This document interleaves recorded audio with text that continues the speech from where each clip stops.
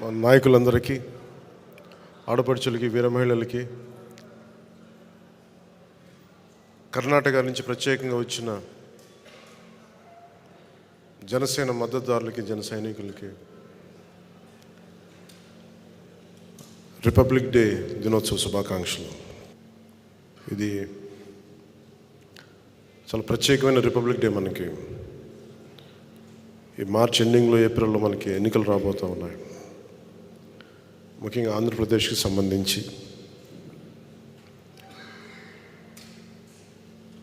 చాలా కష్టాల్లో కూరుకుపోయింది ఆంధ్రప్రదేశ్. ఈ 5 సంవత్సరాల్లో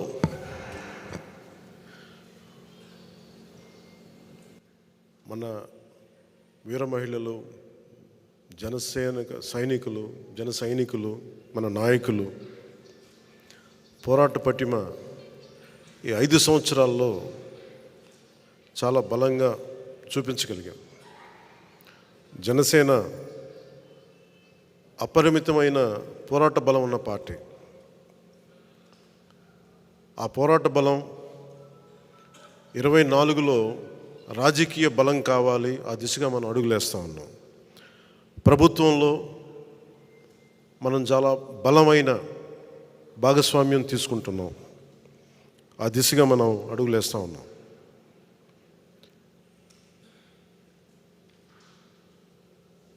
ప్రత్యేకించి ఇక్కడ మనకి ముఖ్యంగా జనసేన ప్రస్థానం గురించి మాట్లాడుకుందాం. ఒక దశాబ్దం పార్టీని చాలా సమర్థవంతంగా నడుపుతున్నాం. నేను ఏ ప్రాతిపాదికన మనం ఆలోచిస్తున్నాం అంటే, కేవలం ఒక్క రిపబ్లిక్ డే రోజున మనం భారతదేశ గణతంత్ర వ్యవస్థ చాలా కష్ట నష్టాలతో, చాలా త్యాగాలతో వచ్చిన గణతంత్రం అది. మన కాన్స్టిట్యూషన్ కానీ, భారత్ రిపబ్లిక్ కానీ, ఎక్కడ కూడా కాన్స్టిట్యూషనల్ స్ఫూర్తి పోకుండా, రాజ్యాంగ స్ఫూర్తి కోల్పోకుండా, కులాల మధ్య, ప్రాంతాల మధ్య, మతాల మధ్య సమైక్యత ఉండేలా, సఖ్యత ఉండేలాగా పబ్లిక్ పాలసీ అనేది ఉండాలి. నాయకులు కూడా ఆ దిశగానే మాట్లాడాలి. నిన్న ముఖ్యంగా అమలాపురం నుంచి కొంతమంది పాస్టర్ సోదరులు వచ్చారు. నన్ను అడిగింది, మీరు కూర్చోబెట్టి బీజేపీతో ఉంటారు కాబట్టి మీరు మైనారిటీలను ఎలా చూస్తారని మాట్లాడుతూ ఉంటే, వారికి స్వయంగా ఒకటే చెప్పాను. నేను అన్ని మతాలని చాలా సమానంగా గౌరవించేవాడిని. అన్ని మతాలను.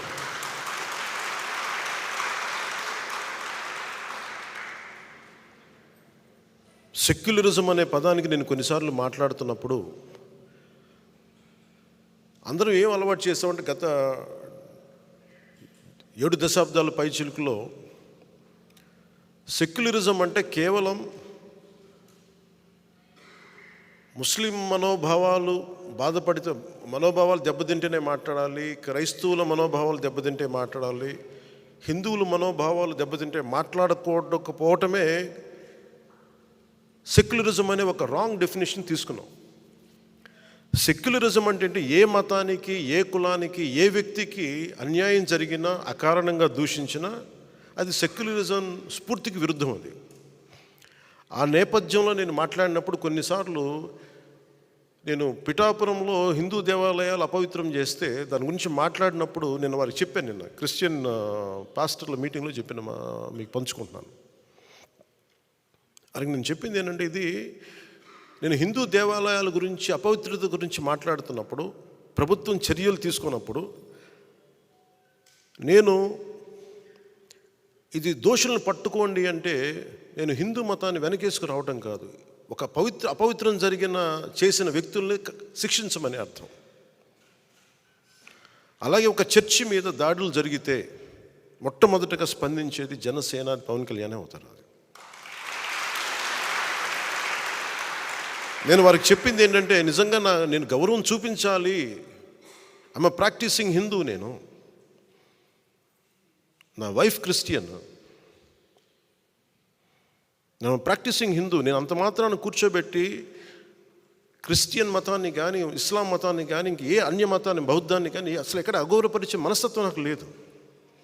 అందుకని మన నాయకులు చాలామంది చూస్తాను, నేను ఎక్కడో నమాజ్ వినిపిస్తూ ఉంటే కొన్నిసార్లు చాలా సందర్భాల్లో నేను స్పీచ్ని ఆపేసిన సందర్భాలు ఉన్నాయి. నాకు గౌరవం అలా చూపిస్తాను. కాకపోతే ఓట్ల కోసం నేను మతాన్ని వాడను. ఓట్ల కోసం ఆ మతాన్ని, ఎందుకంటే ఎంతమంది చనిపోయారో నాకు తెలుసు. మన రాజ్యాంగాన్ని, భారత రాజ్యాంగం అనే ఒక రూపుదిద్దటానికి ఎంతమంది చనిపోయారు. ఇండియన్ రిపబ్లిక్, భారత్ రిపబ్లిక్ని స్థాపించడానికి ఎన్ని లక్షల మంది చనిపోయారు. సో ఈ పరిస్థితులన్నింటిని దృష్టిలో పెట్టుకుని చాలా చాలా బాధ్యతగా మాట్లాడతాను. ముఖ్యంగా ఈ రిపబ్లిక్ డే రోజున క్రైస్తవ సోదరులకి సోదరీమణులందరికీ కూడా జనసేన కేంద్ర కార్యాలయం నుంచి మాటిస్తున్నాను, మీకు బంగారు భవిష్యత్తు ఉండేలాగా మీకు అండగా నిలబడతాను ఈ రిపబ్లిక్ డే రోజున మీకు మనస్ఫూర్తిగా తెలియజేసుకుంటాను. అలాగే ఇస్లాం పాటించే మన సాటి భారతీయులందరికీ కూడా ప్రపంచంలో ఎక్కడా లేనంత సహృదయత మన భారతదేశ సమాజంలో ఉన్నాయి. మీకు చిన్నపాటి నష్టం వచ్చినా, కష్టం వచ్చినా, ఆర్థికపరమైన ఇబ్బందులు వచ్చినా ఈ దశాబ్దం కాలం పాటు మేము మీకు చాలా అండగా నిలబడ్డాం. మొన్న ఒకరు మాట్లాడుతూ, నువ్వు రామాలయానికి మీరు 30 లక్షలు ఇచ్చారు, మీరు హిందూ పక్షపాతిలాగా అని మాట్లాడితే నేను చెప్పాను, నేను 25 లక్షలు మన మస్జిద్లు కూడా ఇచ్చిన ఆ విషయం ఎందుకు మర్చిపోయారు మీరు అని. మీరు ఈ మాట మాట్లాడితే ఈ మాట కూడా గుర్తు చేసుకోవాలి కదా. అలా కాదు, నేను కూర్చోది అది నా ధర్మం, అది నా ధర్మాన్ని నేను గౌరవిస్తాను. ఇస్లాం మతాన్ని సంపూర్ణంగా గౌరవిస్తాను. నేను దాన్ని, నా మతాన్ని నేను ఆరాధిస్తాను. ఇస్లాం మతాన్ని సంపూర్ణంగా నేను గౌరవిస్తాను. నేను నా తెలిసిన జానీ మాస్టర్ ఆయన నాకు ప్రతిసారి నాకు ఖురాన్ ఇచ్చిన, బైబిల్ ఇచ్చిన చెప్పులు పక్కన పెట్టి మరీ తీసుకుంటాను, దాన్ని కళ్ళకద్దుకుంటాను. ఎందుకంటే భారతదేశంలో మనం మత సమైక్య, మతం మనందరం ఐక్యత ఉండడం చాలా చాలా అవసరం. ఈరోజు నా అభిమానులు అందరూ కూడా అన్ని భిన్నమైన మతాల నుంచి, భిన్నమైన కులాల నుంచి ఉన్నారు నా అభిమానులు. నా ఇంట్లోనే నా భార్య క్రిస్టియానిటీ ప్రాక్టీస్ చేస్తుంటాం. క్రిస్మస్ జరుపుకుంటాం మా ఇంట్లో, కానీ ఇప్పుడు నా ఇంట్లో పూజ కూడా జరుగుద్ది, రోజు దైనందిక పూజ కూడా జరుగుద్ది. నా సెక్యూరిటీలో అత్యధిక భాగం ఇస్లాం మతానికి చెందిన వాళ్ళు. వారి పండగ వచ్చినప్పుడు, రంజాన్ వచ్చినప్పుడు వారికి నేను అండగా ఉంటాను, ప్రతి ఒక్కరికి నేను అండగా ఉంటాను నేను. అలాగే పోయినసారి 10 లక్షలు ఎందుకు ఇచ్చానంటే, ముఖ్యంగా ఈ మద్రాసాల్లో పిల్లలు చదువుకోవడానికి, వాళ్ళకి ఏదైనా అవసరాలకి 10 లక్షలు నేను ఇచ్చాను. నేను ఎప్పుడు, నేను కొన్నిసార్లు ఇప్పుడు తెలియజేశాను, ఈసారి ప్రతి సంవత్సరం తెలియచేయను నేను, అంతే సైలెంట్గా చేసుకుని వెళ్ళిపోతుంటాను. నేను దీన్ని స్వార్థ రాజకీయ లబ్ధి కోసం, రాజకీయ ప్రయోజనాల కోసం వాడే వ్యక్తిని కాదు నేను. ఎవరైనా సరే కూర్చోబెట్టి మత ప్రాతిపాదికన ఓటింగ్ కోసం నేను కన్వీనియంట్గా మాట్లాడే వ్యక్తిని కాదు. ప్యూరెస్ట్ సెక్యులరిస్ట్ అనేవాడు, పరిపూర్ణమైన లౌకికవాది నాలాగే మాట్లాడతాడు.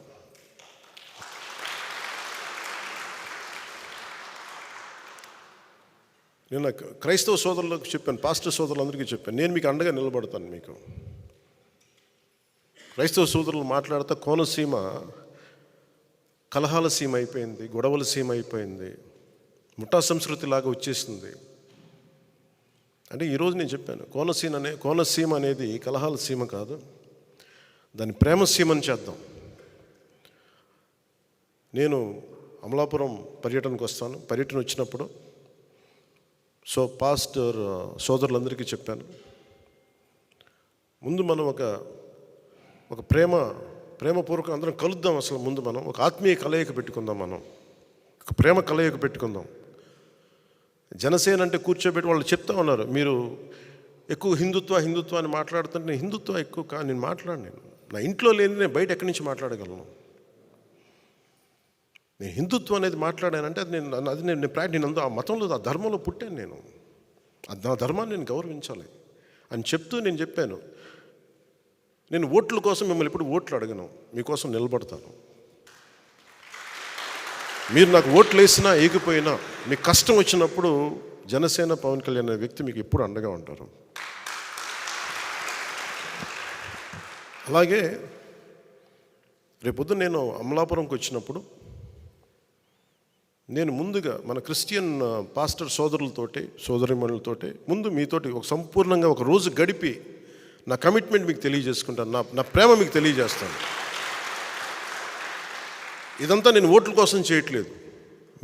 నేను ఎలాంటి వ్యక్తిని నా వ్యక్తిత్వం చూపించడానికి మీకు తెలియజేస్తాను. నేను వారికి ఒకటే చెప్పాను. నేను బైబిల్ సూక్తిని చాలా చిన్నప్పుడు నాకు ఇమాన్యుయల్ టీచర్ అని ఆవిడ చెప్పిన మాట నాకు గుర్తుండిపోయింది. నన్ను చాలా దగ్గర తీసుకున్నారు. ఆవిడ చనిపోయారు, స్వర్గస్థులయ్యారు చాలా కాలం క్రితం. తనను తను తగ్గించుకున్నవాడు హెచ్చింపబడును అనే ఒక్క వాక్యం నాకు మహావాక్యం అయిపోయింది. ఒక్కోసారి అదే నాకు శాపం కూడా అయిపోయింది. నేను ఎప్పుడు తగ్గించుకుంటాను, సహాయం చేసి కూడా తగ్గించుకుంటాను. అది నాకు బైబిల్